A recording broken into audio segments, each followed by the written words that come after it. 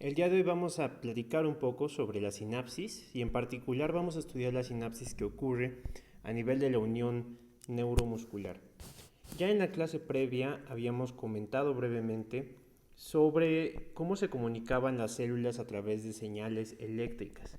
Entonces las señales eléctricas van a ser una forma de comunicación intercelular que va a permitir que las células excitables compartan información entre ellas de manera eficiente. Ahora, una de las dificultades que nosotros nos vamos a encontrar con las señales eléctricas es cómo vamos a llevar nosotros a cabo el intercambio de estas señales entre diferentes células. Tiene un poco más de facilidad de ser entendido cuando es una célula y simplemente tenemos que transmitir nuestro impulso a lo largo de una sola membrana celular. Pero ¿qué pasa ahora cuando tenemos nosotros dos células que pudieran o no estar contiguas? Si están contiguas, probablemente sea sencillo que yo logre que estas células se comuniquen entre sí. Y entonces si yo creo una vía directa, puedo lograr que mi potencial de acción se comunique directamente entre una célula y otra, ¿sale? Pero ¿qué pasa cuando yo tengo el escenario donde mis células no están contiguas entre sí? Y yo genero un potencial de acción en una de ellas. El problema con el que yo me voy a encontrar es que ahora tengo una discontinuidad espacial entre las dos células. Y entonces si yo intento simplemente transmitirlo a través de corriente, digamos que aquí pasa por el líquido intersticial, yo estaría perdiendo corriente directamente hacia el líquido intersticial. Entonces yo necesito generar un mecanismo que me permita generar esta transmisión eficiente. Para el primer escenario, donde lo que yo tengo es una transmisión directa, yo voy a tener un tipo de sinapsis que se va a conocer como sinapsis eléctrica, ¿sale? Entonces la sinapsis es un proceso de comunicación intercelular que va a transmitir una señal eléctrica entre una célula y otra. Si estas células son contiguas entre sí, mi transmisión de señales eléctricas va a ser precisamente una sinapsis de tipo eléctrica. Sin embargo, si yo tengo una discontinuidad espacial entre células, yo voy a necesitar que la transmisión de señales sea eficiente, por lo tanto, no voy a difundir simplemente una señal si no tengo una vía directa de comunicación. Y entonces aquí voy a hacer el uso de la sinapsis química, ¿sale?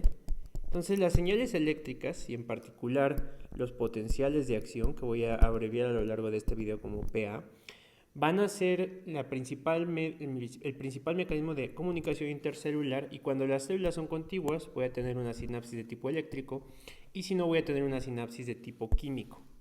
En esta tabla podemos resumir grosso modo los dos tipos de sinapsis que vamos a encontrar. Por un lado tenemos la sinapsis eléctrica. Esta sinapsis eléctrica no necesita de agonistas, simplemente va a tener una conexión a través de proteínas de membrana que se llaman conexones. Estas van a generar una transmisión instantánea del potencial de acción y sin pérdida de corriente. En cambio, la sinapsis de tipo química van a generarse a través de la transmisión precisamente de una sustancia química que generalmente en el sistema nervioso van a ser neurotransmisores, ¿sale? Lo cual voy a abreviar a lo largo del video como NT. Entonces los neurotransmisores van a actuar en diferentes receptores. Como vimos en la clase de señalización, pueden tener una acción ionotrópica, activando canales mediados por ligando, o metabotrópica, activando receptores acoplados a proteína G. Entonces tenemos un ejemplo de un neurotransmisor que es la acetilcolina, y la acetilcolina es muy interesante porque va a tener receptores tanto ionotrópicos como metabotrópicos. En los ionotrópicos va a activar un receptor o un canal que va a permitir el paso de corriente directamente hacia otra célula y va a tener un ligero retraso. Como vimos aquí en este esquema, tenemos un espacio virtual, por lo tanto no va a ser una transmisión directa como en la sinapsis eléctrica, sino que va a tener un ligero retraso debido a que necesitamos que la transmisión se pase de un tipo de señal, que es una señal eléctrica, a una señal química y de vuelta a una señal eléctrica. ¿Sale? Si nosotros acoplamos, por ejemplo, nuestra acetilcolina a un receptor metabotrópico, que es un receptor acoplado a proteína G, vamos a tener un retraso un poco mayor de segundos a minutos. Vamos a ver cómo ocurre una sinapsis de tipo eléctrica. Entonces aquí tenemos dos células, están representadas esquemáticamente entre sí, y lo que nosotros tenemos para nuestra sinapsis eléctrica es que necesitamos una vía de conducción. Ya habíamos platicado cuando vimos el concepto de potencial de acción, que en el momento en que yo inicio el potencial de acción en una célula, se va a despolarizar la membrana y entonces cuando yo llego a un fenómeno de todo o nada, cruzo el umbral, inicio una despolarización continua que se debe de transmitir a lo largo de la membrana celular. ¿Sale? Ya vimos que esto tiene una constante de tiempo, una constante de longitud. Para que yo logre que otra célula comunique esta señal eléctrica, necesito una vía o una vía de paso directa. Aquí podemos ver estas conexiones intercelulares que están formadas por canales iónicos. Si yo me acerco un poquito más, los canales iónicos van a formar unas estructuras que se van a llamar conexones. Los conexones van a ser estructuras proteicas que van a permitir el paso de iones por una vía de baja resistencia. Entonces, una característica que tiene la sinapsis eléctrica es que la resistencia al flujo de iones entre una célula y otra ofrece una vía de baja resistencia, o sea, una vía de conductancia, que va a permitir que se comuniquen tanto los iones disueltos en una solución como el propio líquido entre sí. ¿Sale? Si yo agarro y tomo un conexón y me trato de acercar un poquito para ver la estructura, que es lo que nosotros tenemos aquí, vamos a tener estas uniones en hendidura. Entonces, los canales de unión en hendidura, que es el nombre formal que reciben precisamente los canales que forman las estructuras de conexón para la sinapsis eléctrica, van a formar una vía de baja resistencia. Estas son células que contienen 6 monómeros por cada hendidura en la membrana y estas hendiduras se acoplan eléctricamente entre sí. Entonces acá tenemos un canal, acá tenemos otro canal, esta es una célula, esta es otra célula y las membranas celulares se aproximan entre sí para formar la vía de comunicación directa. ¿Sale? Esta vía de comunicación directa va a tener ambos conexones que están apilados uno con el extremo de otro y estos conexones van a permitir el paso de iones disueltos en solución. Entonces yo voy a tener mi corriente eléctrica pasando por aquí y va a permitir que mi potencial de acción se conserve a lo largo de ambas células. Si yo veo cómo se da el acoplamiento eléctrico cuando yo tengo estas uniones en hendidura, yo inicio una corriente eléctrica en esta primera célula, ¿sale? Y entonces yo genero un potencial de acción, inicio una corriente y voy a ver que esta corriente se pasa exactamente en una magnitud similar hacia la otra célula, ¿sale? Entonces la corriente que va a fluctuar a través de la unión en hendidura va a mantener una corriente estable en la membrana celular hacia la otra célula. Entonces inicio un potencial de acción o una corriente, se transmite a través de mis uniones en hendidura mediante mis conexones y esto va a generar una despolarización de la membrana de la siguiente célula. Este tipo de acoplamiento eléctrico, por ende, es sumamente rápido, permite la conservación de corriente y va a facilitar el paso rápido de una señal eléctrica dentro de un tejido. Por ejemplo, vamos a ver que un tipo de sinapsis eléctrica que es muy especializado y que lo vamos a ver en el bloque 2, que es fisiología cardiovascular, es en el corazón. No se presenta explícitamente como en este tipo de sinapsis eléctrica, sin embargo vamos a observar que es una forma de propagación de corriente dentro de una sola estructura, ¿sale? Entonces la sinapsis eléctrica es inmediata, requiere de uniones en hendidura, la unidad funcional de estas uniones en hendidura son conexones y los conexones van a formar precisamente estas vías de baja resistencia para que se transmita la corriente de una célula a otra, ¿sale? Ahora vamos a ver la sinapsis química, que la sinapsis química va a ser un poquito más complicada y sofisticada de lo que yo voy a tener dentro de mi célula. Entonces, primero, ya habíamos platicado brevemente que en la sinapsis química existe una discontinuidad espacial. Yo voy a tener una célula separada por un espacio de otra célula y yo necesito que esa señal pase de una forma de energía, que va a ser energía eléctrica, a otro tipo de energía que sea energía de tipo química, ¿sale?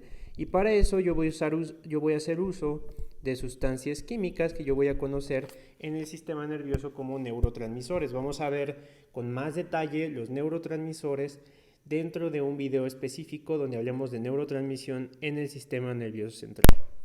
Pero entonces tenemos un primer paso donde yo voy a tener un potencial de acción, ¿sale? Entonces yo voy a tener un potencial de acción que va a ser generado en una neurona. Esta neurona, como es el punto donde está antes de la sinapsis, yo le voy a llamar neurona presináptica, ¿sale? En este esquema, yo tengo aquí mi neurona, y entonces esta es mi neurona presináptica, que es la que está antes de la sinapsis, es esta que está señalada aquí. Yo voy a tener aquí mi hendidura sináptica, que la hendidura sináptica es el espacio que va a existir entre una neurona y otra, donde se va a llevar a cabo la sinapsis química, hendidura sináptica, y voy a tener mi célula postsináptica, que es esta que voy a tener aquí. Entonces vamos a llamarle neurona postsináptica, aunque esta puede no ser una neurona, puede ser cualquier tipo de célula, ¿sale? Entonces postsináptica porque está después de la célula que hace sinapsis. Ahora, como yo necesito transformar la energía eléctrica a energía química, yo voy a tener una serie de pasos. Primero, necesito la señal química dentro de la célula. En este primer paso, las moléculas de neurotransmisor, que son mi señal química, recuerden que NT lo estoy abreviando como neurotransmisor, mi neurotransmisor, que es mi señal química, va a estar empaquetado en vesículas. Ahorita vamos a ver cómo se lleva a cabo el empaquetamiento de neurotransmisor en vesículas. En el momento en que mi potencial de acción llega a la terminal presináptica o al botón presináptico de mi neurona, yo voy a iniciar una despolarización de la membrana de mi terminal presináptica. Esta despolarización, entonces vamos a poner aquí algunos pasos para que todos vayamos siguiendo la idea. Entonces primero tengo un potencial de acción en mi neurona presináptica, ¿sale? Después de mi potencial de acción en mi neurona presináptica, yo voy a tener una despolarización de esta neurona presináptica, y esta despolarización de la neurona presináptica va a abrir canales de calcio, ¿sale? Nosotros ya habíamos visto, o bueno, previamente en el curso de biología celular e histología, ustedes habían visto que el aumento del calcio intracelular, que se da por la apertura de canales de calcio, que aumenta la concentración del calcio intracelular. Cuando aumenta el calcio intracelular se activan vías secretoras, ¿sale? Entonces, tengo un potencial de acción que llega a la terminal presináptica y se abren canales de calcio. Estos canales de calcio son dependientes de voltaje. Entonces, cuando hay una despolarización de la membrana, se llega al umbral de apertura del canal de calcio, se abre el canal de calcio y esto permite que aumente el calcio intracelular. Como aumenta el calcio intracelular, ahora yo voy a tener un tercer paso, donde el aumento del calcio intracelular va a favorecer que las membranas de las vesículas que están dentro y que contienen neurotransmisor se fusionen. Entonces, el aumento del calcio intracelular favorece la fusión de vesículas con neurotransmisor, ¿sale? La fusión de estas vesículas va a liberar al neurotransmisor a la hendidura sináptica. Ahorita vamos a ver cómo se lleva a cabo el movimiento del neurotransmisor, y van a viajar directamente hacia receptores en la membrana postsináptica. Ya vimos en nuestra tabla previa que cuando yo tengo una sinapsis de tipo químico, estos receptores que se encuentran en la membrana postsináptica pueden ser de tipo ionotrópicos o pueden ser de tipo metabotrópicos. Aquí está esquematizada un receptor de tipo ionotrópico. Entonces, difunde el neurotransmisor a través de la hendidura sináptica y en la membrana postsináptica se une directamente a mis receptores, ¿sale? Estos receptores van a transducir la señal ya sea a través de una apertura de un canal iónico y por lo tanto entrada de iones o de cationes para iniciar un potencial de acción, y esto va a favorecer que se inicie el potencial. Entonces la fusión de las vesículas luego difunde nuestro neurotransmisor, esto lo voy a poner con verde, difunde el neurotransmisor y se une al receptor. Y nuestro último paso, una vez que ya difundió y se unió al receptor, voy a tener que ese neurotransmisor necesita degradarse. Entonces ahora voy a degradar mi neurotransmisor, lo cual va a finalizar mi señal química, y al finalizar mi señal química, yo voy a terminar este potencial de acción. Entonces vamos a recapitular brevemente. Primero, mi neurotransmisor ya está empaquetado en vesículas, reitero que ahorita vamos a ver cómo ocurre. Se despolariza la membrana presináptica y esta despolarización abre canales de calcio que son dependientes de voltaje. La apertura de canales de calcio dependientes de voltaje aumenta el calcio intracelular y este aumento de calcio intracelular hace que se fusionen las vesículas que tienen neurotransmisor con la membrana presináptica. Se libera mi neurotransmisor, viaja a través de la hendidura sináptica y se une a mis receptores en la célula postsináptica.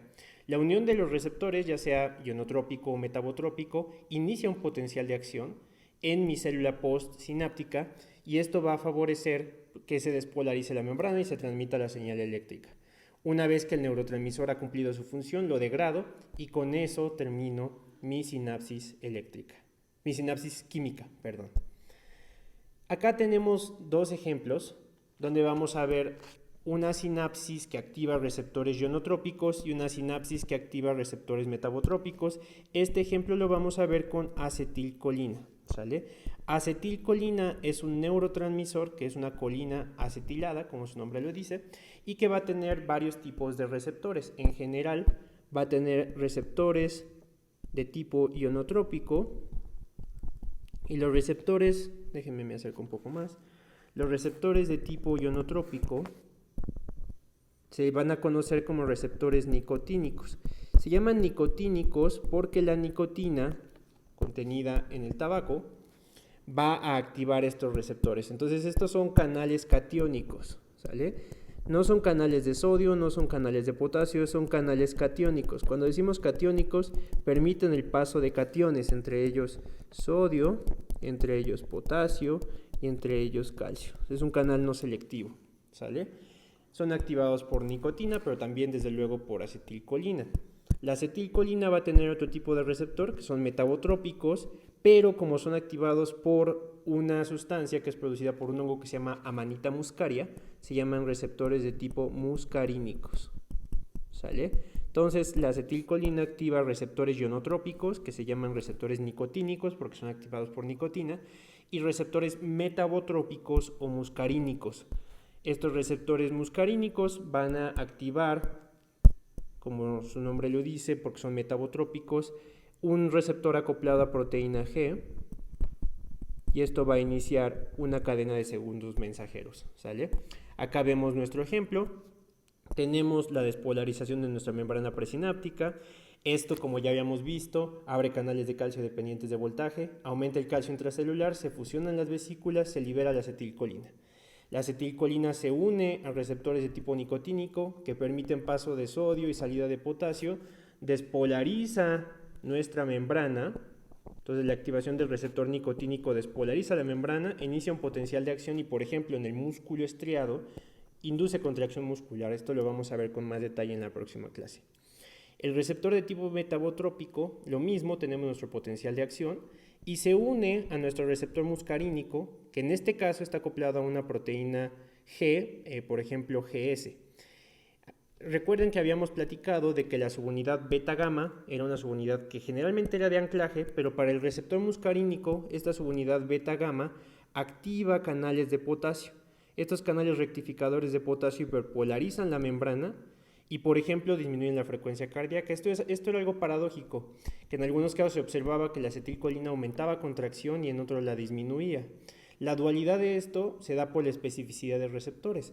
Los receptores nicotínicos favorecen despolarización en músculo estriado, mientras que los receptores muscarínicos, a través de la activación de canales de potasio, si ustedes recuerdan en potencial de acción, la salida de potasio hiperpolariza a la membrana, disminuye la frecuencia cardíaca en este caso. Entonces, esto explica por qué los neurotransmisores pueden tener diferentes efectos en diferentes órganos, porque esto se da por la especificidad de los receptores, ¿sale? Ahora, la sinapsis en específico química que vamos a estudiar con más detalle se llama unión neuromuscular, ¿sale? Entonces, la unión neuromuscular ocurre cuando yo voy a tener la unión de una motoneurona. Vamos a ver más adelante, cuando ya nos enfoquemos solamente en neuro, que una motoneurona es una neurona motora que va a iniciar generalmente contracción muscular, ¿sale? Entonces va a ser una motoneurona más una terminal muscular, ¿sale? Que va a ser la membrana del músculo donde se va a llevar a cabo la sinapsis, ¿sale? Esta unión neuromuscular es probablemente la sinapsis química más estudiada que se ha presentado en cualquier estudio fisiológico. Primero vamos a tener en la médula espinal, surge nuestra neurona motora, cuya osoma se encuentra, como ustedes recordarán, en el asta ventral o en el asta anterior de la médula espinal. Esto va a iniciar la porción de la motoneurona. Tengo mis axones y los axones van a tener un botón sináptico. Este botón sináptico va a ser donde terminan precisamente estas terminales, y si yo le hago un zoom a este botón sináptico, que es donde se une el axón con mi célula muscular, yo voy a ver esta estructura. Primero tengo de nuevo mi membrana presináptica, que está dada por mi motoneurona, contiene las vesículas sinápticas, y voy a tener entre mi terminal presináptica y mi terminal postsináptica una lámina basal. Esta lámina basal va a ser rica en colágena y es la que va a permitir que el neurotransmisor no difunda libremente hacia cualquier líquido, sino que tenga un origen. Si yo veo aquí, voy a ver que los pliegues postsinápticos, que son estos pliegues, van a tener indentaciones o invaginaciones. Estas invaginaciones de membrana tienen un propósito muy específico. Se llaman hendiduras postsinápticas y el objetivo es aumentar la superficie de membrana. ¿Por qué? Porque en la membrana voy a encontrar, como puedo ver aquí, estos botoncitos de color verde, los receptores, que en este caso son receptores nicotínicos de acetilcolina, y estos receptores nicotínicos, entre más superficie de membrana yo tenga, yo voy a tener mejor actividad y mejor respuesta. Entonces, en mi unión neuromuscular, yo tengo mi membrana presináptica, mi lámina basal en mi hendidura sináptica, y estos pliegues postsinápticos en la membrana postsináptica de la célula muscular es lo que va a maximizar la superficie del área para que yo pueda tener mayor presencia de receptores y por lo tanto una mayor respuesta. Ahora, estas vesículas de acetilcolina van a tener una función específica en la cual, como la mayoría de las vesículas que se presentan en cualquier célula, va a haber una bomba de protones que va a generar un gradiente intracelular de protones con gasto de ATP. Entonces, la bomba de protones acidifica la vesícula y esta acidificación de la vesícula va a energetizar a través de un transporte activo secundario el intercambio de acetilcolina por protones. Entonces, en un primer paso voy a tener que se acidifica. Entonces, primero hay una acidificación de la vesícula. La acidificación de la vesícula va a aumentar la concentración de protones intracelular y este aumento de la concentración de protones va a energizar secundariamente el transporte de acetilcolina. Entonces, primero hay una acidificación y después hay un transporte, y este es el mecanismo mediante el cual se da el empaquetamiento de acetilcolina en las vesículas sinápticas. Estas vesículas sinápticas son las que después, cuando aumenta el calcio intracelular por la apertura de un canal de calcio dependiente de voltaje en la membrana, se reclutan, se libera neurotransmisor y viaja directamente hacia mi membrana postsináptica. ¿Sale? Vamos a ver, como habíamos comentado brevemente, que en realidad nosotros vamos a tener diferentes tipos de neurotransmisores, ¿sale? Ahorita voy a hablar solo de algunos, sin embargo los vamos a ver con más detalle en un video específico. Y entonces ya habíamos hablado de la acetilcolina que tiene receptores nicotínicos, que son receptores ionotrópicos, y receptores muscarínicos, que son receptores de tipo metabotrópicos. Vamos a tener algunos otros neurotransmisores, como por ejemplo el glutamato, que es un neurotransmisor excitatorio en el sistema nervioso central. Vamos a tener otro tipo de neurotransmisor, que es la 5-hidroxitriptamina, también conocida como serotonina. Vamos a tener la glicina, que es un neurotransmisor inhibitorio. Estos tres los voy a poner con verde, generalmente son excitatorios. Y los siguientes dos que voy a mencionar, la glicina y el ácido gamma-aminobutírico, también conocido como GABA, que es un neurotransmisor inhibitorio. ¿Sale? Todos estos van a tener diferentes tipos de receptores, tanto ionotrópicos como metabotrópicos, y son lo que van a dar la especificidad de respuesta una vez que yo tengo una sinapsis. ¿Sale? Entonces, vamos a ver brevemente cómo son los receptores de tipo nicotínicos para que tengamos una idea, al igual que como habíamos visto para los receptores de calcio dependientes de voltaje, que son canales iónicos. Este va a tener 5 subunidades. Estas subunidades van a tener 2 sitios de unión acetilcolina. Se deben unir 2 moléculas de acetilcolina a este canal iónico para que se abra. Y como habíamos visto, es un canal catiónico no selectivo. Entonces va a permitir el paso de sodio, va a permitir el paso de calcio y la salida de potasio. Esto explica por qué puede tener una avidez no tan alta, sin embargo permite el suficiente paso de corriente para que se inicie el fenómeno de todo o nada de un potencial de acción. Algunos análogos de este receptor nicotínico, que es en el sistema nervioso central, se activa por nicotina y es responsable en gran medida de la capacidad adictiva que tiene la nicotina en el sistema nervioso central. Van a haber otros canales que van a tener homología. Por ejemplo, este es el canal 5-HT3. 5-HT3, ya habíamos dicho que 5-HT es 5-hidroxitriptamina, este es el número 3. Y este es el canal 3 o el receptor 3 de 5-hidroxitriptamina o serotonina. Y lo mismo, es un canal catiónico no selectivo. Una vez que se une la serotonina, que tiene un sitio de unión, va a permitir cambio conformacional que abre el canal e inicia el potencial de acción. En el caso de GABA, con su receptor GABA-A, que es este que yo tengo aquí, y glicina con su receptor GLIR1, van a ser igual canales que, a diferencia de los otros, que son catiónicos y permiten paso de calcio, permiten paso de sodio y paso de potasio, estos van a permitir sobre todo el paso de cloro. Entonces, GABA y glicina van a acoplar señales a través de aumentar la conductancia del cloro. Y esto generalmente va a inducir hiperpolarizaciones, ¿sale? Y estas hiperpolarizaciones van a ser específicas debido a que estas dos sustancias son depresoras del sistema nervioso central. Sin embargo, lo vamos a ver más específico. Aquí les presento dos gráficas donde vemos, por ejemplo, neurotransmisores. Vemos la glicina y vemos GABA. Ya vimos que lo que modifican son corrientes de cloro. Y algo que vemos que es muy interesante es que conforme nosotros aumentamos la corriente, que se ve, estimulo con glicina y veo la corriente, yo voy a ver estos como pulsos, ¿sale?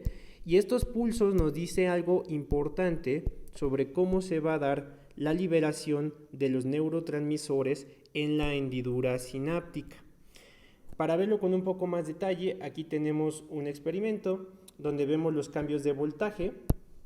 Y bueno, estos pulsos que se generan en la unión neuromuscular, en lugar de llamarse potencial de acción, generalmente se le llama potencial de placa motora. ¿Sale? Este simplemente es nomenclatura, pero el potencial de placa motora, que se va a abreviar como ppm, es lo mismo que un potencial de acción, pero es un potencial que se da de forma transitoria. Es decir, yo tengo activación de pequeños potenciales que se van dando, y estos pequeños potenciales que se van activando pueden iniciar un potencial de acción a través del potencial de placa motora. ¿Sale? De nuevo, aquí tengo activaciones. Cuando yo induzco una activación, por ejemplo, por acetilcolina, voy a tener un potencial de acción propiamente dicho. Pero otra cosa interesante es que sigue habiendo actividad eléctrica a pesar de que yo no tenga necesariamente una liberación masiva de neurotransmisor. Lo que esto nos dice es que los neurotransmisores en la sinapsis química se liberan a través de cuantos. Los cuantos, o la liberación cuántica del neurotransmisor, quiere decir que se libera una cantidad fija de neurotransmisor.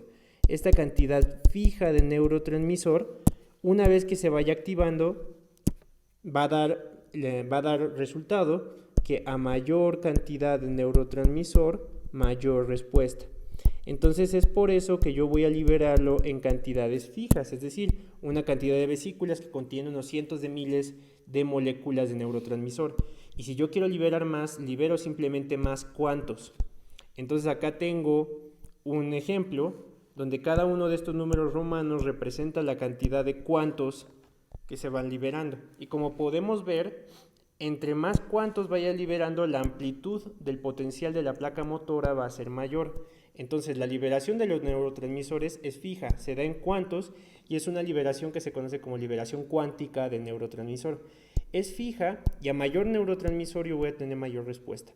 Por lo tanto, si yo quiero ejercer una respuesta grande, libero más cantidad de neurotransmisor. Esto me va a dar una mayor amplitud y esta mayor amplitud se va a reflejar como una mayor respuesta. Entonces los neurotransmisores en la hendidura sináptica se liberan a través de cuantos. En el caso específico de la placa neuromuscular, acá voy a tener también una liberación cuántica de neurotransmisor y eso me va a dar una mayor respuesta. Si yo quiero una mayor contracción, yo voy a liberar una mayor cantidad de neurotransmisor. ¿Sale? Bueno, ahora ya entendimos cómo se empaquetan mis neurotransmisores, pero tengo que entender cómo viajan y cómo se fusiona la membrana, debido a que algunas enfermedades y algunas alteraciones de esto pueden explicar por qué algunas toxinas son tan poderosas. Entonces, ya han visto ustedes en sus clases de biología celular la vía secretora, ¿sale? Y ustedes habían estudiado que los sistemas de tipo SNARE son los que están involucrados en la fusión de las vesículas con la membrana celular. Primero voy a tener que en los retículos, en los aparatos de Golgi, voy a tener que se empaquetan estas células, estos neurotransmisores que se producen desde la producción de transcriptos de RNA en el retículo endoplásmico. Posteriormente pasan al Golgi, donde se van a sintetizar estas vesículas y van a ser liberadas en el transgolgi. Estas vesículas después van a viajar a través del axón. Este viaje de las vesículas se da a lo largo de microtúbulos y se da con un transporte axonal rápido. Lo vamos a ver con más detalle en la siguiente clase.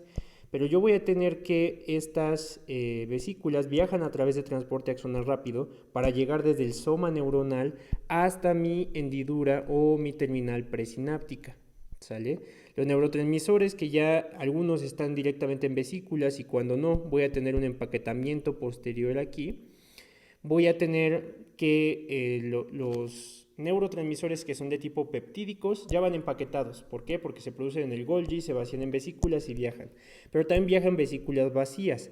Estas vesículas vacías que viajan en el axón van a llegar a la terminal presináptica y, por ejemplo, la acetilcolina se sintetiza en la terminal presináptica y esta síntesis en la terminal presináptica es la que va a favorecer su empaquetamiento en las vesículas sinápticas y su eventual liberación, hacia el espacio sináptico. ¿Sale?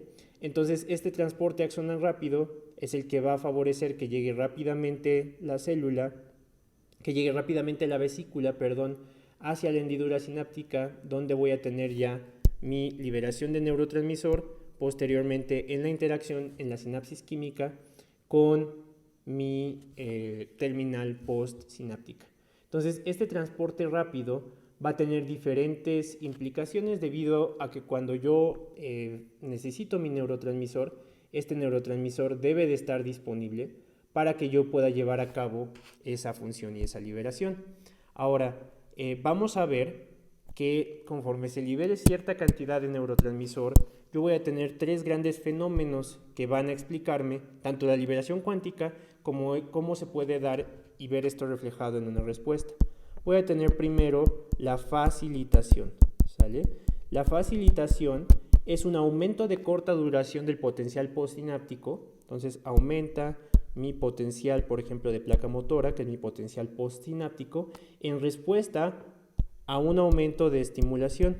Entonces, si yo tengo un aumento de estimulación, yo voy a tener como respuesta un mayor potencial de acción en mi membrana postsináptica, ¿sale? Entonces, si yo tengo mayor estimulación, yo tengo mayor respuesta y a esto se le conoce como facilitación.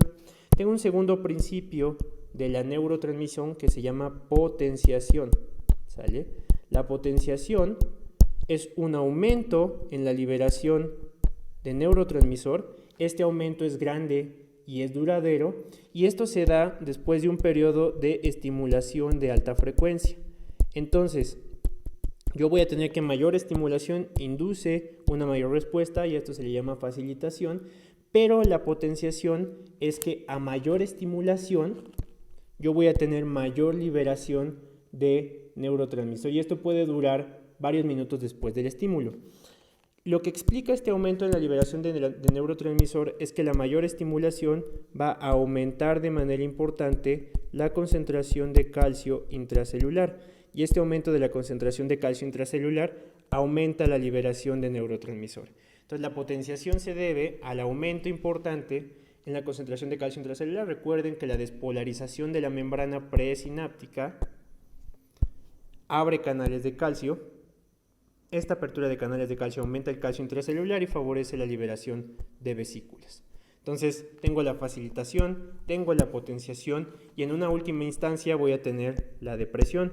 ¿Cómo se da la depresión de una sinapsis? Pues bueno, la depresión es un descenso en la liberación o en la eficiencia de la liberación del neurotransmisor, y esta disminución en la eficiencia de neurotransmisión va a dar como tal una reducción en la magnitud del potencial postsináptico, que voy a poner como potencial de placa motora, ¿sale? Entonces, esta depresión se debe a un déficit de vesículas. Entonces, si bien yo voy a tener potenciación, donde a mayor estimulación libero más neurotransmisores, y están dados por una cantidad de vesículas. Entonces, cuando yo agoto las vesículas, yo voy a tener que disminuye la liberación de neurotransmisor, pero esto se va a deber exclusivamente a una disminución en la cantidad de vesículas en la terminal presináptica, ¿sale? Entonces yo ya no voy a tener muchos cuantos para ser liberados, y por lo tanto no voy a poder tener mayor liberación de neurotransmisor, y como no tengo mayor liberación de neurotransmisión, no voy a tener facilitación, ¿sale? Entonces, estas tres propiedades de la neurotransmisión explican por qué yo no puedo tener un potencial de acción que va a ser eterno, ¿sale? Ahora que ya entendimos cómo se libera y cómo se transporta, vamos a tratar de entender el mecanismo molecular mediante el cual se van estas vesículas que contienen neurotransmisores a unir con la membrana presináptica, ¿sale? Para esto van a participar diferentes proteínas, ¿sale? Acá tenemos nuestra vesícula y vamos a tener primero nuestra bomba de protones, que si recordamos bombea protones con gasto de ATP para acidificar mi vesícula. Esta acidificación por transporte activo secundario transporta el neurotransmisor al interior de mi vesícula, pero voy a tener otras proteínas que van a ser importantes. Voy a tener por un lado una GTPasa que se llama RAP3 y algunas proteínas integrales que van a estar en la vesícula, que se llaman sinaptotagmina y sinaptobrevina. Ahorita vamos a ver en específico para qué funciona la sinaptobrevina. Como están en la vesícula, a estas proteínas que están en la vesícula se les va a llamar B-SNARE. Entonces ya habíamos visto que el sistema SNARE me servía para hablar de la fusión de la vesícula con mi membrana presináptica. Entonces, como están en la vesícula se llaman B-SNARE, y las que están en la terminal presináptica se llaman T-SNARE, ¿sale? Entonces, estas proteínas T-SNARE son dos. Van a contener a la sintaxina y a SNAP25. Entonces, primero voy a tener que una proteína que se llama MUNC18 va a cebar a la vesícula y va a formar unas abrazaderas. Estas abrazaderas van a tomar a la sinaptobrevina del complejo B-SNARE y lo van a unir con SNAP25 y sintaxina. Entonces mi vesícula se va a anclar una vez que MUNC18 se recluta, se va a anclar, y entonces esto va a formar un andamiaje que va a pegar a la vesícula. Esto se le llama un estadio cebador 1. Mi vesícula ya está entonces con mi complejo SNARE, con MUNC18, sinaptobrevina, que es esta roja, SNAP25, que es esta verde, y sintaxina, que es esta blanca. Una vez que eso ocurre, yo voy a tener la unión de otra proteína, que se llama complexina. La complexina es esta que yo voy a tener azul, y lo que va a hacer la complexina es que va a ser una proteína de agarre. Entonces ya se formó este andamio, pero yo lo debo fijar. Y la que la fija es la complexina. La complexina fija esta molécula y entonces es lo que va a anclar completamente esta vesícula y va a acercar a las membranas, ¿sale? Entonces va a permitir que la sinaptotagmina, que si ustedes recuerdan la sinaptotagmina es esta amarilla que esté aquí, pueda hacer una interacción. Entonces la complexina la acerca y la sinaptotagmina ahora está disponible. Si yo hago un zoom a este complejo, acá tengo la complexina, que es esta azul, acá tengo mi sintaxina, mi SNAP25 y mi MUNCE18. Y mi sinaptotagmina ya está un poquito ahí viendo como que debe de hacer algo. Entonces, ¿qué es lo que va a pasar? Se inicia el potencial de acción y esto va a aumentar la concentración de calcio intracelular. Esta concentración de calcio se va a pegar a la sinaptotagmina, que era la única proteína que estaba libre, que es esta amarilla que está aquí, ¿sale? Entonces el calcio se va a unir a esta sinaptotagmina y eso es lo que va a hacer que la sinaptotagmina se una al complejo SNARE. La unión al complejo SNARE va a ocasionar que ahora sí se abra este canal y se permita la liberación de neurotransmisor. Por eso se necesita calcio. La sinaptotagmina capta ese calcio, se forma este complejo y se abre mi canal para permitir la salida de neurotransmisor. La complexina ya no me sirve y por lo tanto me deshago de ella, ¿sale? Ahora este calcio, que es lo que permitió que la sinaptotagmina se uniera a mi complejo SNARE que se estaba formando aquí en mi membrana, eventualmente se va a tener que disociar ese calcio y la disociación de ese calcio va a separar a los complejos, va a liberar a mi sinaptotagmina que se tiene que reciclar, va a liberar a mi MUNCE18 que se queda aquí, va a haber un gasto de ATP para recuperar la conformación original de los complejos B y T SNARE y va a regresar a un nuevo ciclo para que yo pueda tener mi fusión de vesícula. Ahora, no es importante que ustedes se sepan todas las moléculas que están involucradas en esta fusión de membrana con la membrana de la vesícula, pero algo que sí es importante es que entendamos que estas proteínas, que son las que se encargan de la liberación de las moléculas, van a ser diana de toxinas. Entonces, habíamos visto que la sinaptobrevina es la que inicialmente forma el complejo SNARE. Y este punto de sinaptobrevina va a ser el blanco de la toxina tetánica.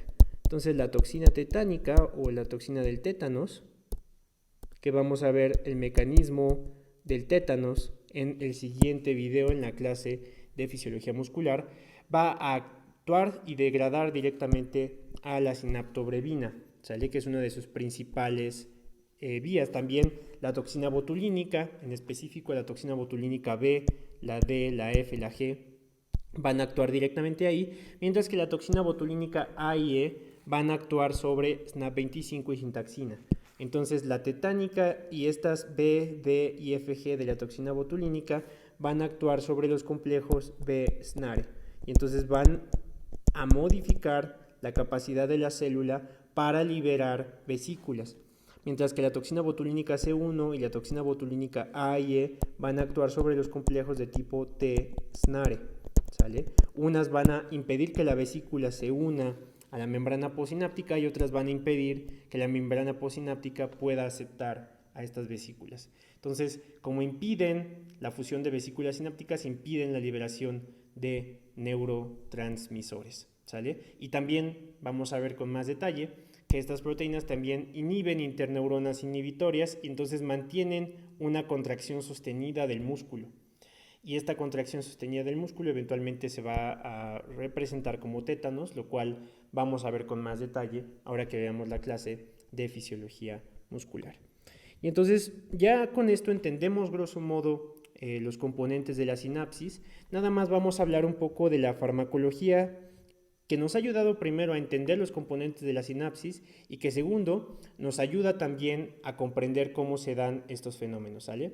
Entonces primero ya habíamos platicado de la tetrodotoxina y la saxitoxina, que lo que hacen es que bloquean canales de sodio dependientes de voltaje.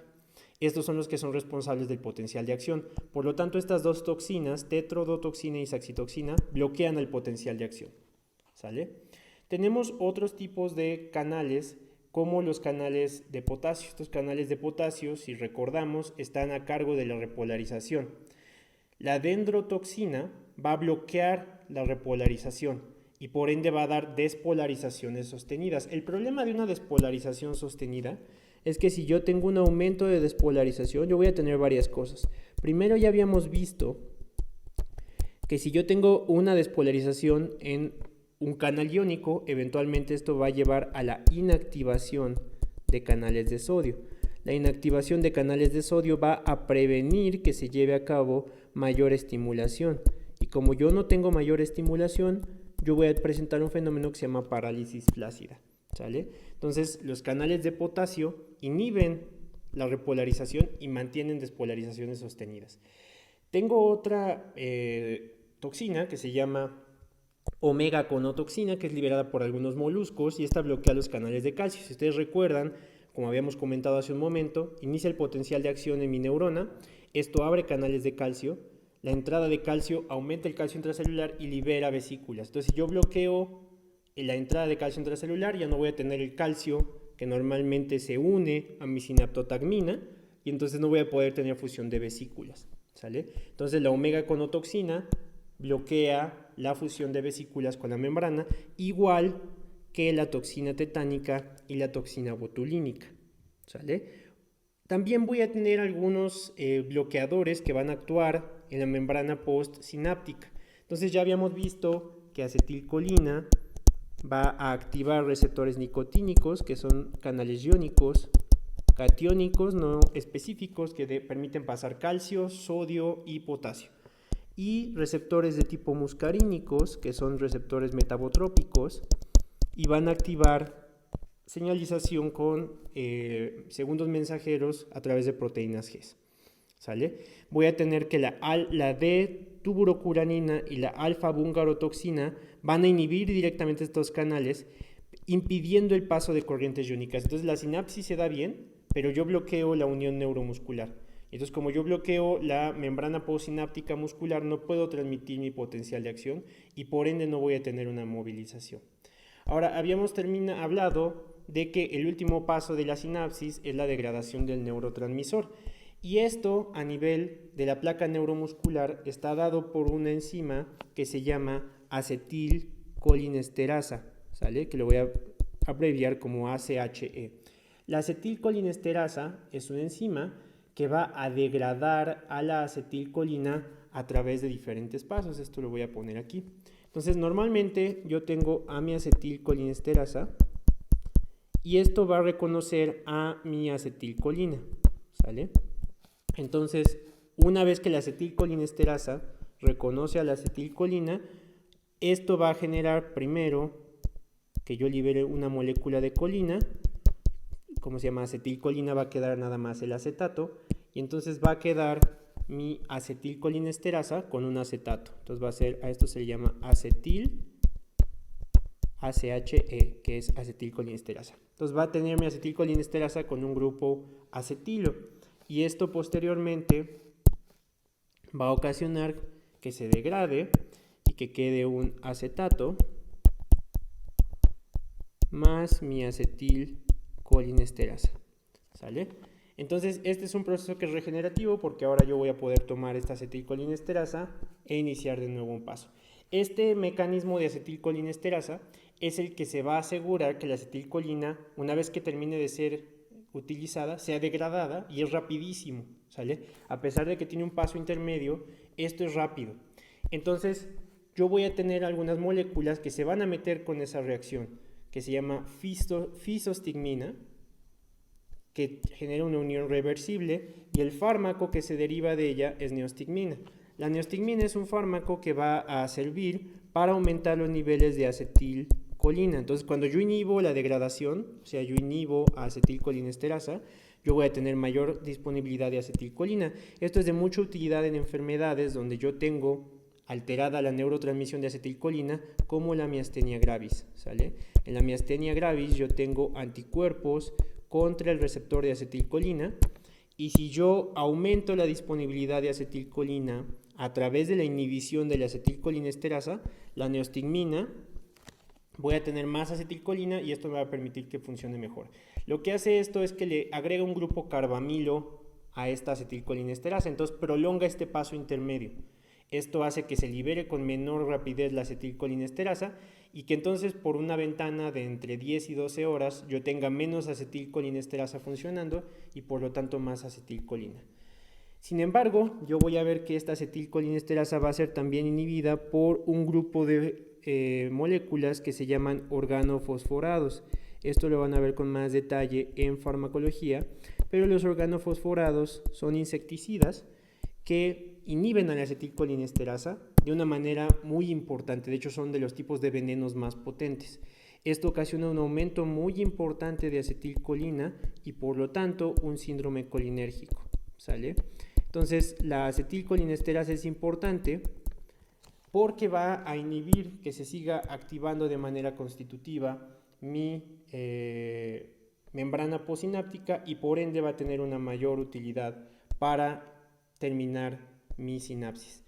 Existen algunos otros fármacos que van a actuar directamente sobre el receptor nicotínico. Entonces ya habíamos hablado de la D-tuburocuranina y el pancuronio, pero existen algunos fármacos que son utilizados en anestesia y esta es la succinilcolina, la carbamicolina, y estas dos son agonistas del receptor nicotínico. Entonces ustedes podrían decir, bueno, ¿y por qué son anestésicos y funcionan exactamente igual que la acetilcolina? Pues bueno, algo que hace la succinilcolina y la carbamicolina es que van a aumentar la despolarización o van a ser se le llaman anestésicos despolarizantes, ¿sale? Porque lo que hacen es que aumentan o prolongan la despolarización de la membrana postsináptica y al aumentar la despolarización de la membrana postsináptica lo que van a inducir es inactivación de canales de sodio vecinos, canales de sodio regulados por voltaje, y entonces van a generar parálisis flácida. Esta parálisis flácida se da por una despolarización sostenida que inhibe canales de calcio y por lo tanto no va a poder haber una mayor actividad. Como acabamos de ver, estos son los principios generales de neurotransmisión. Lo vamos a ver con más detalle ahora que veamos el sistema nervioso central y cómo estos neurotransmisores son específicos de algunos circuitos neurales. Y entonces con esto vamos a pasar ahora a una de las últimas porciones de los temas de fisiología celular que tiene que ver con la función muscular. Muchas gracias, que tengan muy buen día.